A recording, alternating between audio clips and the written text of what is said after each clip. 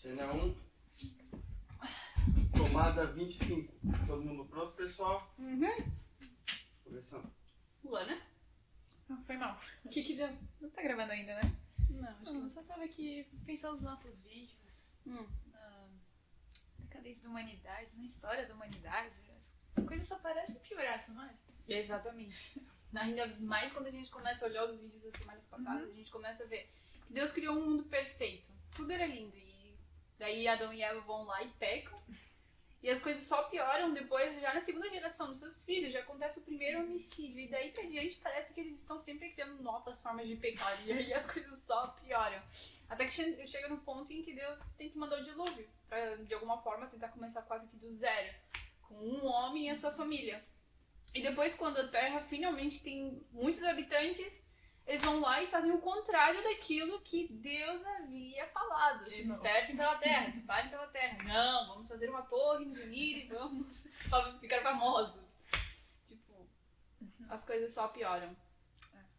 Mas ainda bem que Deus tem um plano pra resgatar o ser humano de tudo isso, né? E é sobre esse plano que a gente vai falar hoje, não é, Yes. pessoal? Vocês estão prontos? Então, 1, 2, 3. E aí, galera? Tudo bem com vocês? Se você tem acompanhado os nossos vídeos até aqui, você sabe que até este ponto da nossa história a gente tem visto a total decadência do ser humano. Mas chegou a hora de Deus revelar ao ser humano o seu plano para resgatar a humanidade. E o plano de Deus incluía fazer uma aliança com um homem. E a esse homem, Deus prometeu que faria dos seus descendentes uma grande nação, que o seu nome seria muito famoso, Peraí, não era isso que os homens queriam quando eles começaram a construir a Torre de Babel?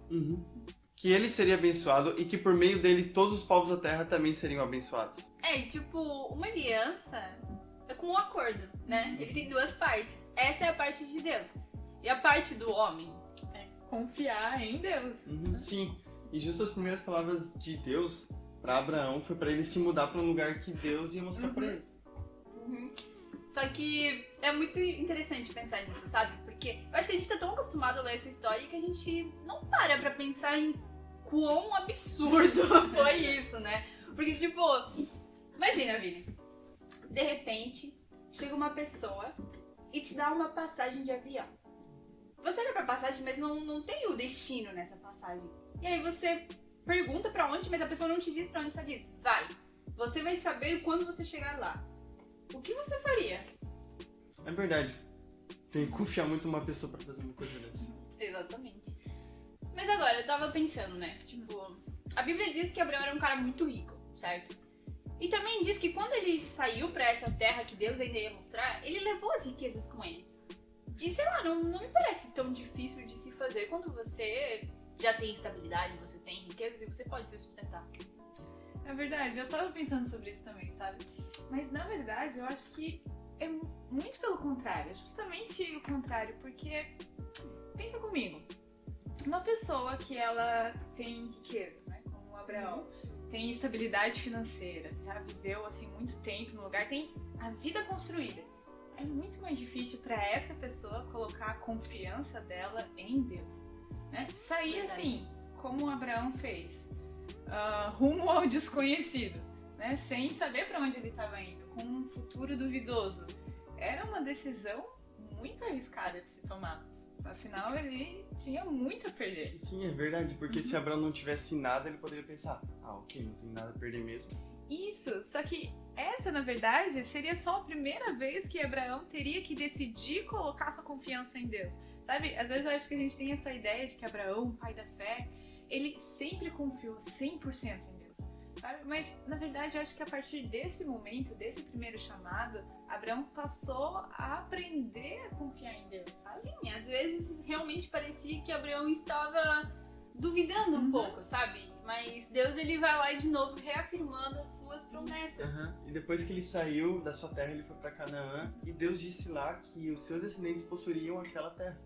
Isso, e como em outro momento, por exemplo, que Deus reafirma essa promessa dizendo que os descendentes dele seriam tão numerosos como os grãos de areia. Sim, e numa noite, quando o Senhor disse para Abraão que ele não devia ter medo, porque ele o protegeria e também lhe daria uma recompensa. E Abraão diz, tá, Senhor, mas do que me adianta uma recompensa se o Senhor nem me deu o filho que prometeu ainda? E aí o Senhor vai lá, leva ele, mostra as estrelas e diz, assim vai ser a sua descendência. Dessa forma ele reafirma de novo a sua promessa. Sim, e a gente pode ver que mesmo Deus reafirmando a aliança com Abraão, ele tenta dar um help para Deus tendo um filho com a serva. Mas também já se passaram 10 anos desde que Deus prometeu todas essas coisas pra ele. É verdade. Mas sabe que mesmo depois de que o filho da serva já tinha nascido e já estava com 13 anos de idade, Deus faz o quê? De novo. Deus aparece para Abraão e mais uma vez reafirma todas as promessas dele para a descendência de Abraão, o filho dele com Sara. Não é verdade. E ainda Abraão, duvidoso, tenta pedir para Deus confirmar a aliança dele com Ismael. O filho que já tinha nascido. Abraão, eu faço com você essa aliança. Prometo que você será o pai de muitas nações. Daqui em diante, o seu nome será Abraão e não Abrão, pois eu vou fazer com que os seus descendentes sejam muito numerosos. E de hoje em diante, não chame mais a sua mulher de Sarai, mas de Sara. Eu a abençoarei e darei a você um filho, que nascerá dela, e ela será mãe de nações. O quê? Não. Eu, um velho de 100 anos? É impossível ter um filho. Ainda mais Sara também, velha? Não, nunca. Ah, senhor. O senhor bem que podia, né, pegar Ismael, né? Já tá criadinho, tá bem fortinho já. Não é aquelas coisas, né? O filho do meu jeito não é aquelas coisas, mas acho que vai dar certo, né, senhor? Né? Abraão tentou fazer as coisas do jeito dele. Mas a gente sabe que os planos de Deus só podem ser cumpridos do jeito de Deus. E a gente faz as coisas do jeito de Deus quando a gente confia nele. E é Deus que nos ensina a confiar nele, assim como ele ensinou a Abraão. Mas a maior prova de todas ainda está por vir.